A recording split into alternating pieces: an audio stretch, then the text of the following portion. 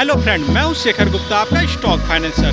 आज हम आए हैं कितने एलजी के शोरूम पे, जहां पे आप अपने इलेक्ट्रॉनिक आइटम आप परचेस कर सकते हैं और उस आइटम के थ्रू आप कितना मिनिमम इन्वेस्टमेंट आपको रखने पड़ेंगे और उस इन्वेस्टमेंट थ्रू आपका प्रॉफिट मार्जिन क्या रहेगा, आपका सेल्स एंड मार्केटिंग स्ट्रेटेजी क्या रहेगा, कितने कंपनी से आप निवेश कर सकते हैं और इस आइटम को स्टार्ट करने के लिए आपको क्या इंटीरियर डेकोरेशन रहेगा और क्या क्या कहते हैं मार्केट में आपके इलेक्ट्रॉनिक के प्राइजेस रहेंगे, आपको कहाँ रख लेने हैं, ये सारी चीज़ें हम इस इंटरव्यू सेशन में कवर करेंगे। तो इस इंटरव्यू को पूरा कंप्लीट देखने के लिए चैनल को सब्सक्राइब करें और इस चीज़ को जाने कि आपका इन्वेस्टमेंट क्या रहेगा और हर चीज़ें क्या रहेगी। ओके, तो मिलते हैं नेक्स्ट वीडियो के लिए।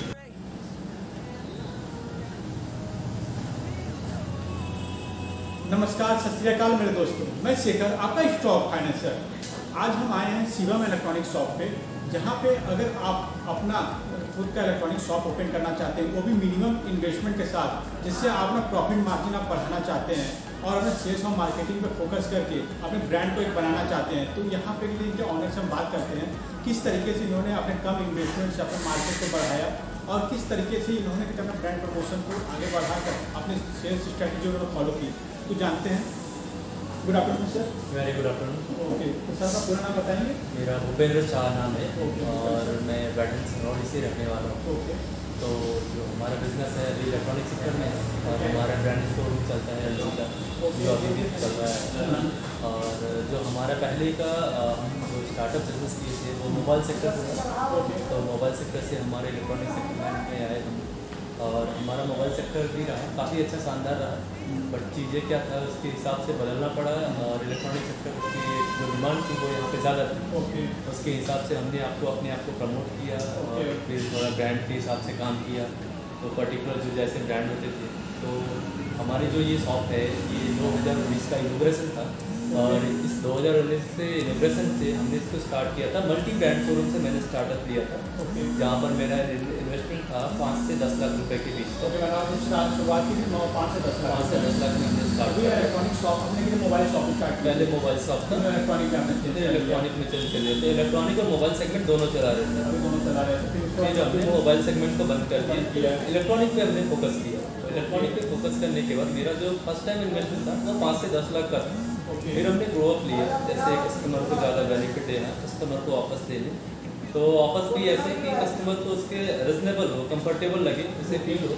और हमारी सबसे अच्छी बात है कि कस्टमर के जो बिहार से हम जाते हैं तो सर्विस का जो हमारा सेक्टर होता है वो हमारा दायरा तो सबसे बढ़िया रखते हैं, ताकि हम जो हमारे पास जुड़ते हैं तो इन द सेंस जैसे हमारी प्राइजें तो हर जगह पे कंफर्टेबल होती है। हम क्या बेहतर देते हैं, तो हम उनको बेहतर सर्विस और बेहतर जो बिहेवियर होता है उसे प्रोवाइड कराते हैं। तो इसके हिसाब से थोड़ा सा ग्रोथ मुझे मिला और जैसे ग्रोथ मिला तो हमारे जो डिमांड आई, तो यहाँ पे जो डिमांड आते थे जो ब्रांड सारा कुछ काम करता है, तो हमने एलजी पे फोकस किया। फिर एलजी के ब्रांड शोरूम में कन्वर्ट किया हमने 2020 के दिवाली के टाइम पे। फिर वहाँ पे जो इन्वेस्टमेंट था मेरा थोड़ा ज़्यादा करना पड़ा, बट थोड़ा सा ग्रोथ लेकर के थोड़ा सा हमने कुछ और प्लानिंग की। अच्छे से प्लानिंग करने के बाद हम ग्रोथ किए, हम ब्रांड शॉप में अपने आप को कन्वर्ट किए। ब्रांड शॉप में कन्वर्ट करने के बाद यहाँ का बेनिफिट, यहाँ का जो रिस्पांस है काफ़ी पॉजिटिव है। यानी इसके बाद बोल सकते हैं कि हम इसके बाद से जो सर्विस देते हैं या फिर जो हमारे ऑफर सब आते हैं वो पहले से काफ़ी बेहतर ज़्यादा कर लेते हैं। जैसे आजकल के मार्केटिंग में हमारे ऑनलाइन फाइटर होते हैं, छोटे छोटे डीलर्स भी होते हैं, एक कस्टमर 10 जगह पे वर्क करता है, तो हम क्या बेहतर देते हैं, उनको हम फील कराते हैं और उन सबसे बेहतर देते हैं रिस्पांस। जैसे बहुत यहाँ पे दो टाइप की सिटी है, एक जैसे हमारे क्या काफ़ी ज़्यादा पढ़े लिखे हैं, एक हमारे जैसे फार्मर्स होते हैं, तो वो सब यहाँ पे आते हैं। जब यहाँ पे आते हैं तो उनको 2 टाइप का नीड होता है, एक तो पैसे वाला होता है, एक कम पैसे वाला होता है। तो पैसे वाले का जो होते हैं वो उनके पास कार्ड होते हैं, तो कार्ड के ऑफर चल जाते हैं। फॉर्मर्स को उनको बिहेव चाहिए, उनको अच्छा रेट चाहिए, वो दोनों चीज़ कराते हैं। अगर ये दोनों चीज़ें हम कंफर्टेबल कराते हैं, अच्छा फील कराते हैं, तो बेसिकली हमारे पास 2 बार 3 बार या 4 बार वर्किंग होती है, तो एक कस्टमर से हमारे 10 कस्टमर जुड़ जाते हैं। अगर जब ऐसा होता है तो हमें रिस्पांस 100% पॉजिटिव ही मिलता है। इनकेस जहाँ तक अभी बात है तो हमारा ग्रोथ काफ़ी अच्छा है, तो उसके अब जो हम कर रहे हैं वो काफ़ी बेहतर है। जैसा आपने बताया कि 2019 में आपने ये ओपनिंग की है, तो इससे पहले भी आपने कोई शॉप ओपन की थी जिसमें मोबाइल सेक्टर का था पहले जो हमारा यहाँ पे ब्रांड शोरूम, वो कब स्टार्ट किया था? वो हमने किया था 2017 में। उससे पहले भी कोई आपकी शॉप थी? और उससे पहले एक्चुअली यहाँ पे सिटीज़ में नहीं थी, काफ़ी ज़्यादा आउटर में थी, तो आउटर में वहाँ पे चल रहा था मेरा। जैसे हमारे बड़े भैया हैं जो हम लोगों को काफ़ी ज़्यादा गाइड किए हैं, और इन द सेंस वो ऑनर मेंबर भी हैं, विपिन शाह जी नाम है उनका। तो उनके साथ में जो हमारा जो कम्युनिकेशन है वो काफ़ी ज़्यादा फास्टर चलता है। जैसे बाहर के सेगमेंट को संभालते हैं कि उनको बाहर पे जैसे वेंडर पे स्टॉक जाने या फिर कुछ और होना है, तो वो सब वो देखते हैं। मैं स्टोर का पूरा ये देख लेता हूँ, तो हमारे कस्टमर कहीं से नहीं टूटते हैं। तो जब कस्टमर को 100% रिस्पॉन्स मिलता है तो वो हमारे पास आते हैं। तो हमारे जो ऑफर्स होते हैं, रेट होते हैं, कस्टमर सर्विस और कस्टमर बिहेवियर, ये चारों को जब मेंटेन करते हैं तो हमारा ग्रोथ कोई नहीं रोक सकता है। इनफैक्ट चाहे कहीं से भी, चाहे हम फ्लिपकार्ट की बात करें, अमेजोन की बात करें, या फिर फाइटर्स हैं हमारे, वो काफ़ी बड़े फाइटर्स हैं, उसके तो इनके हमेशा यही शिकायत होती है कि यार हम फाइट कर रहे हैं, हमें रेट नहीं है, वहाँ पे ये सस्ता मिल रहा है। तो हम उनको कस्टमर्स को बताते हैं, अपडेट करते हैं, या फिर उनको प्राइस कंफर्टेबल देते हैं, तो वो चीज़ भी मिलता है। प्राइस सबसे बड़ा मैटर करता है। जो हमें जिस ब्रांड पे काम करते हैं तो उसके प्राइस पे काफ़ी ज़्यादा हमें इम्प्रूवमेंट मिलता है। जो हम करते हैं, जैसे हमारी परचेजिंग होती है, करेक्ट टाइम पे परचेजिंग वो हमें मिले, तो हम फिर उसको सेलिंग के लिए काफ़ी बढ़िया तरीके से कर पाते हैं। तो ये हमारा काफ़ी अच्छा चीज़ है। अभी ग्रोथ पे ही है। लॉकडाउन में थोड़ी तकलीफें आई हैं, 4-5 महीने दुकानें बंद हो जाती हैं, स्टोर बंद हो जाता है। अगर हमारा कोई सब्सक्राइबर अभी इलेक्ट्रॉनिक शोरूम स्टार्ट करना चाहे तो उसमें मिनिमम इन्वेस्टमेंट कितनी रखनी पड़ेगी लेकर आपका डेक पूरा बनाकर? ठीक है, डेकोरेट लेकर के अभी जैसे अभी का बेस क्या है, इंटीरियर और डेकोरेशन पे तो 10 लाख रुपये इन्वेस्टमेंट मांग लेता है, और हमने तो 10 लाख पे स्टार्टअप ही दिया था। लेकिन बात ये है कि अब लोकेशन का फर्क पड़ता है। जैसे हमारी अर्बन सिटी है या रूरल सिटी है, जैसे यहाँ पे हमारा एक सिटी का कितना मार्केट है उसका ग्रोथ उठाते हैं। उसके ग्रोथ को उठाने के बाद से हम देखते हैं कि हम कितने मार्केट को कवर कर सकते हैं। इन द सेंस अगर हम वहाँ तक जाते हैं तो हमें समझ में आ जाता है कि हमारा 10 लाख में होने वाला है कि 50 लाख होने वाले हैं। तो वो चीज़ होता है। जैसे हमारा क्या हो गया कि नॉर्मल सिटी है तो हम वहाँ पे 5 लाख से भी स्टार्टअप कर सकते हैं। ज़्यादा डेकोरेट करने की जरूरत नहीं है। हमारे स्टोर बड़ा होना चाहिए, हमारे पास सारी चीज़ें होनी चाहिए, कस्टमर को सामान मिल जाना चाहिए। अब जैसे जैसे हमारे सिटीज़ बढ़ते हैं उसके हिसाब से हमें डेकोरेशन भी चाहिए, उसके हिसाब से डिस्प्ले चाहिए, उसके हिसाब से स्टॉक भी चाहिए। अब कस्टमर नीड बहुत ज़रूरी होती है। अब ऐसा नहीं है कि हमने क्या किया कि स्टार्टअप तो ले लिया 5 लाख का, अब कस्टमर का नीड नहीं है कि 1 लाख का टीवी लेगा वहाँ पे और हम 2 लाख का टीवी ला के रख देंगे, तो वो हमारे कभी बिकने वाले नहीं है। तो वहाँ पर हम सीधे सीधे डी ग्रोथ में आ जाएंगे। और हमारे पास रेट ऑफ इंटरेस्ट, जैसे हमारा पैसे बैंक से ले लेते हैं या फिर कहीं और से उठाते हैं, तो वहाँ पे हम डी ग्रोथ में आ जाएंगे। फिर हमारा ज़्यादा दिन नहीं चलेगा, वो बंद हो जाएगा। तो कस्टमर नीड क्या है वो हमें इम्पॉर्टेंट है कि हमें उसको जज करना है उस एरिए पे, तो वो डीपली वही बता सकता है जो उस लोकेशन पे है। और आप क्या मार्केटिंग और सेल्स स्ट्रेटेजी में कैसे फोकस करते हैं कि आपका कस्टमर आपका रिटेन करे? रिटर्न के लिए सबसे पहला चीज़ कि जैसे कस्टमर डेटा होता है, कस्टमर आपके पास विजिट करेंगे तो उनका डेटा, तो वो डेटा अगर हम सेव करके रखते हैं, नाम, मोबाइल नंबर, जैसे उनको क्या नीड थी, अगर हम उनको दोबारा फॉलोअप लेते हैं तो उनको ये आता है कि हमने यहाँ पे विजिट किया। जैसे शिवम इलेक्ट्रॉनिक के पास गए, शिवम इलेक्ट्रॉनिक ने विजिट कराया, दोबारा कॉल कराया, कॉल करने के बाद से आपको ऑफर्स दिया, थोड़ा सा पूछा आपसे कि आपको जो नीड है तो वो कितना नीड है, या फिर हमारे पास वो कस्टमर खुद ही बताता है कि हमें ये नीड है, हमें रेप्यूटर चाहिए, तो ये आपका प्राइस ना 40,000 वाला ज़्यादा है। तो हम बोलेंगे सर उससे थोड़ा सा लीटर साइज छोटा आएगा, 30,000 वाला मिल जाएगा, थोड़े अपने रेट कम करेंगे, थोड़ा कंफर्टेबल कम कस्टमर को ज़्यादा ऑफर्स दे देंगे, तो वो वहाँ पे खींचा चला जाएगा। 10,000 रुपये का डिफरेंट नजर आएगा, तो वो 40,000 वाला 30,000 में कन्वर्ट होकर ले लेगा, क्योंकि 30,000 का उसका बैलेंसेबल है। तो उसके लिए हमें कस्टमर डेटा चाहिए। वो कोई भी आ रहा है, कोई भी जा रहा है, तो उसका डेटा रखें अपने पास, जिसकी वजह से आपका और जो भी प्रमोशन मेथड आप यूज़ करते हैं, गूगल ऐड हो गया, वो सारी चीज़ें तो एडिशनल है। जैसे बिल्कुल बिल्कुल बिल्कुल जैसे गूगल हो गया, और हमारा यूट्यूब पे काफ़ी पॉपुलर है। जो आप कोई एड्स के लिए यूज़ करते हैं? बिल्कुल करते हैं, हमेशा करते हैं। अभी तो जैसे न्यूज़पेपर्स के थ्रू आप एडवर्टाइजमेंट होता है, होर्डिंग्स होती है, बहुत सारी चीज़ें होती है, तो उन सब पे वर्कआउट करते हैं और काफ़ी बेहतर होता है इससे। और इससे करने से ब्रांड दिखता है, और अपने जो स्टोर होते हैं वो उनका नाम कभी नीचे नहीं जाता, ग्रोथ नीचे नहीं जाती, क्योंकि हमारी एक्टिविटी फास्ट रहेगी। जैसे हमारा क्या करता है कि आपने फेसबुक पे खोला और तो वहाँ पे वॉशिंग मशीन का डिस्क्रिप्शन आ गया कि 10,000 रुपये में 7 kg का मिल जाएगा, और ये चीज़ हम नहीं कर पाते। अगर ये हम करना स्टोर के बाहर करना शुरू कर दिए तो वो काफ़ी चीज़ें आगे इम्प्रूव होती है, मतलब हो जाएगी। कस्टमर जब वही चीज़ सेम होर्डिंग पे देखेगा ना, तो उसका अलग इम्पैक्ट पड़ता है, मोबाइल पे देखेगा अलग इम्पैक्ट पड़ेगा, तो वो जो पास में है वहाँ पे विजिट करने जाएगा। जैसे मैंने एक होर्डिंग लगा दिया शिवम इलेक्ट्रॉनिक, तो वहाँ पे विजिट करेगा ही करेगा कि 10,000 का क्या चीज़ है।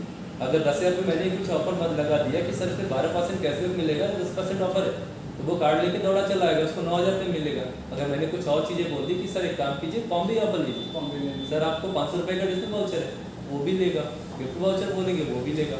कस्टमर को तो उसको उसकी नीड पूरी होनी चाहिए, उसके नीड के हिसाब से हमें जस्ट करना होता, हमें उनको समझना पड़ेगा। ये मार्केट स्ट्रेटेजी और हमारा फॉलो करते हैं। कि हमेशा हर जगह का है, जो जितना बेहतर करता है वो उतना ग्रोथ करता है। ओके, तो जैसे हमारे सब्सक्राइबर वो जानना चाहते हैं कि आप अगर इलेक्ट्रॉनिक शोरूम में ओपन कर रहा हूँ तो इसमें प्रॉफिट मार्जिन क्या रहती है, जिसके थ्रू भी मुझे जैसे अलग अलग शोरूम में अलग अलग प्रॉफिट मार्जिन, किसमें 30% रहता है, किसमें 40% रहता है, अलग अलग बिजनेस में। तो इलेक्ट्रॉनिक में क्या प्रॉफिट मार्जिन रहती है? देखिए इलेक्ट्रॉनिक सेक्टर ना ये डिजिटल सेक्टर हो गया अभी। जैसे इलेक्ट्रॉनिक और मोबाइल सेक्टर ऐसे है कि आप ना फ़ोन को देखेंगे तो तुरंत दिख जाएगा कि सर ये कितने का प्राइस है। तो पहला चीज़ कि आपने जो रखा है कि हम 15% का मार्जिन लेके ही बेचेंगे, तो वो चीज़ गलत हो जाएगी। आपको मार्केट में फाइट करना है तो कस्टमर नीड ज़्यादा है, कस्टमर की एबिलिटी आपके पास से बढ़नी चाहिए। कस्टमर की ज़रूरतें अगर आपके पास से बढ़ेंगी, आपके पास जुड़ेंगे, तो जैसे जो हम जो कम चीज़ों पे करते हैं, फोकस करते हैं कि हमें 5 लाख का मार्केट वो अभी जो स्टॉक लेते हैं 1 महीने बेचना है, वो हम 10 लाख पे जाते हैं, हम 15% को 7% पे कर देते हैं। हम दोगुना माल बेचेंगे, 7% का मार्जिन रखेंगे।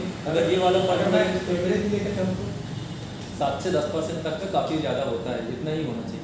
मतलब दोस्तों कहते हैं आप एक तरह से ले सकते हैं इलेक्ट्रॉनिक सेगमेंट में 10% का प्रॉफिट मार्जिन आप लेकर चल सकते हैं अगर अपना बिजनेस स्टार्ट करना चाहते हैं तो सर कहते हैं जैसे बहुत से लोग रहते हैं, कोई डीलरशिप लेता है, कोई डिस्ट्रीब्यूशन लेता है, तो इसमें क्या रहता है, बहुत लोग रहते हैं रिटेल से उठाते हैं, जो नॉर्मल को बताते हैं कि वो मुझे प्रॉफिट मार्जिन उसमें अधिक मिलता है। अगर कोई डीलरशिप ले लिया या डिस्ट्रीब्यूशन ले लिया तो उसमें प्रॉफिट मार्जिन कम पड़ता है। तो या जैसे मैं बताया एल का आपने लिया है, तो आपने कंपेयर किया होगा, आपने नॉर्मली कहीं से रिटेल से उठाया और एल से उठा रहे हैं, तो आपको क्या प्रॉफिट मार्जिन में डिफरेंस पड़ा?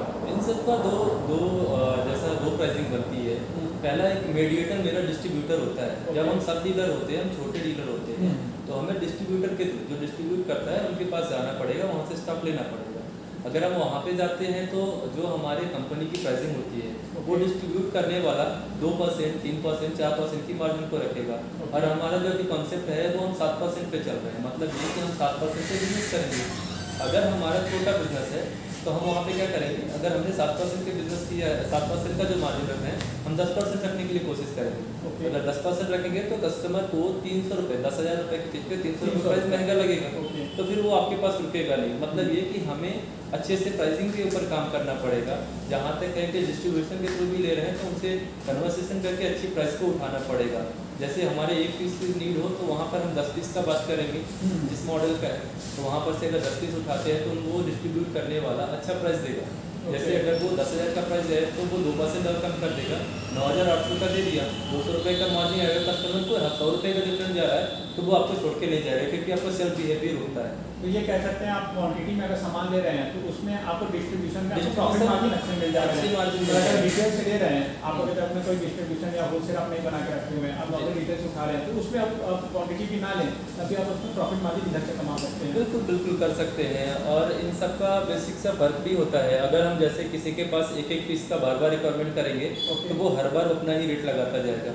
अगर हम उनके हिसाब से नहीं, हम अपने हिसाब से बिजनेस को करते हैं। सेटअप अपने हिसाब से देंगे तो हमारा एम्पायर खड़ा होगा। हम सेटअप दूसरे के अनुसार देंगे या फिर दूसरे के स्टॉक के हिसाब से हम चलेंगे तो वो फिर हम कुछ नहीं कर सकते हैं। हमें बैकअप बनाना पड़ेगा। हालांकि जब स्टार्टअप जो होता है मेरा 5 से 10 लाख में इतना सब करवाना नहीं होता है, लेकिन ये हमारा ना स्ट्रगल लाइफ होता है। अगर 1-2 साल तक अच्छा से कर लिए तो आपके पास बैकअप बनेगा तो ऑलरेडी आप ज़्यादा रख पाएंगे, 10 के अभी भी रखेंगे, वो ग्रोथ कर लेंगे आप। फिर जैसे जैसे हमारी नीड बढ़ेगी वैसा वैसा हम अपना प्रोडक्टिविटी करते जाएंगे, हमारा सेलिंग भी बढ़ता जाएगा। ओके, तो अभी आपका कोई फ्यूचर प्लान है कि मुझे और भी एक्सपेंड करना है और जगह भी मुझे अपने इलेक्ट्रॉनिक्स तो हर जगह पे होता है। जैसे क्या हम बेसिक पे नहीं चल सकते कि अभी जैसे हमने क्या एक स्टोर डाला था मोबाइल का, हम ब्रांड शॉप पे आ गए।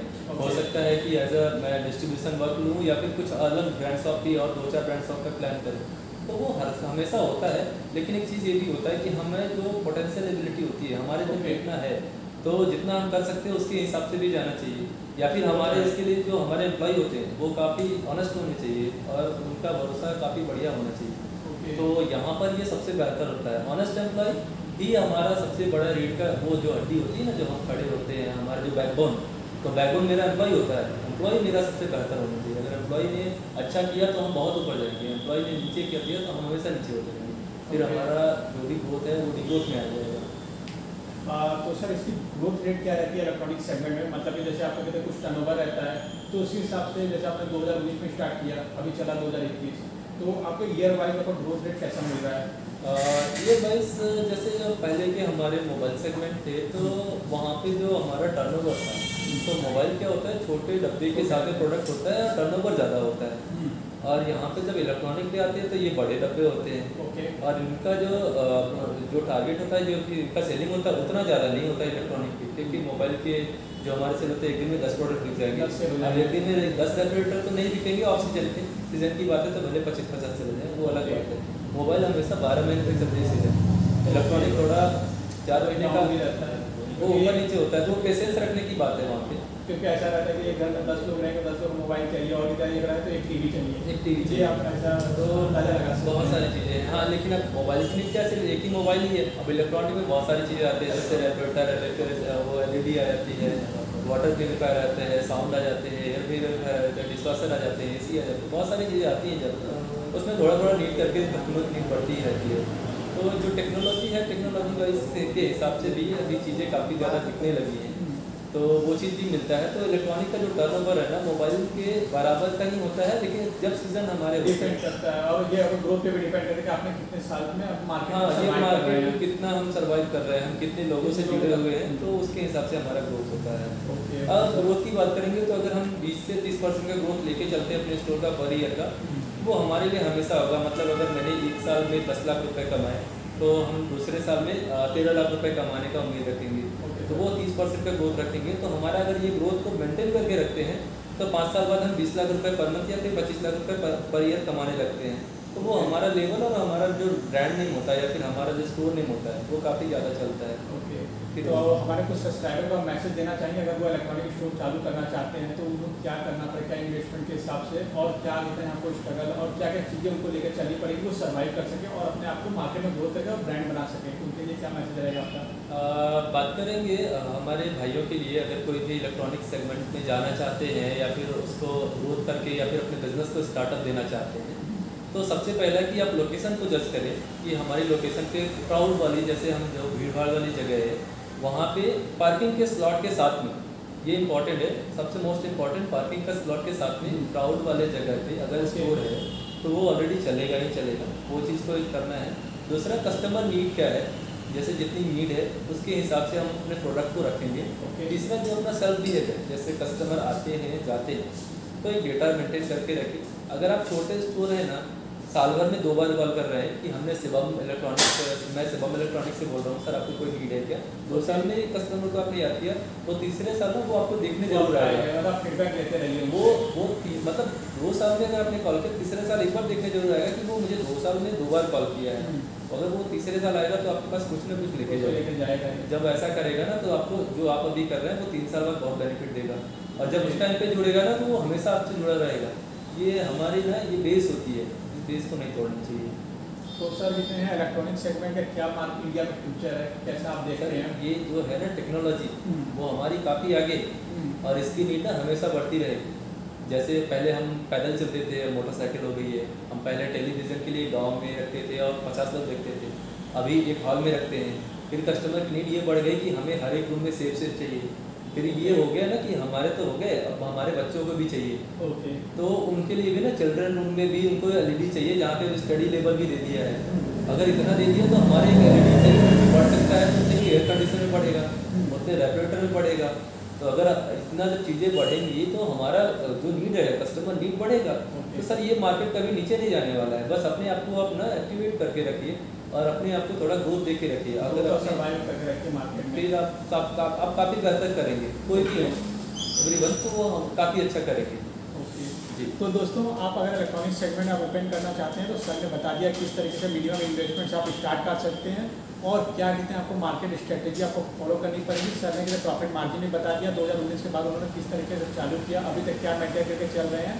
तो इलेक्ट्रॉनिक सेगमेंट में आप स्टार्ट करना चाहते हैं तो अभी स्टार्ट कीजिए। तो मिलते हैं नेक्स्ट इंटरव्यू सेशन के लिए, तब के लिए इतना ही, धन्यवाद। थैंक यू सर आपके लिए इतना समय देने के लिए।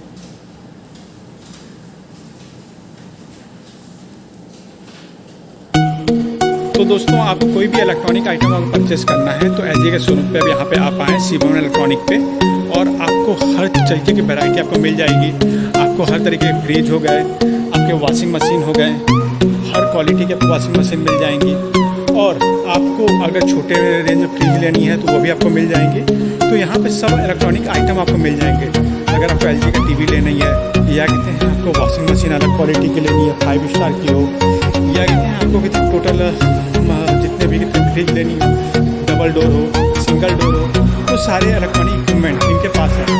तो आप अगर एक्वागार्ड भी लेना चाहें तो एक्वागार्ड भी इनके पास है। एक्वागार्ड का भी सेगमेंट है। अगर माइक्रोवेव ओवन लेना चाहें तो माइक्रोवेव ओवन भी है। तो ये सारी चीज़ें ये मेंटेन करके रखते हैं। तो अपने इलेक्ट्रॉनिक शॉप को आप भी ओपन करना चाहें तो ओपन कर सकते हैं।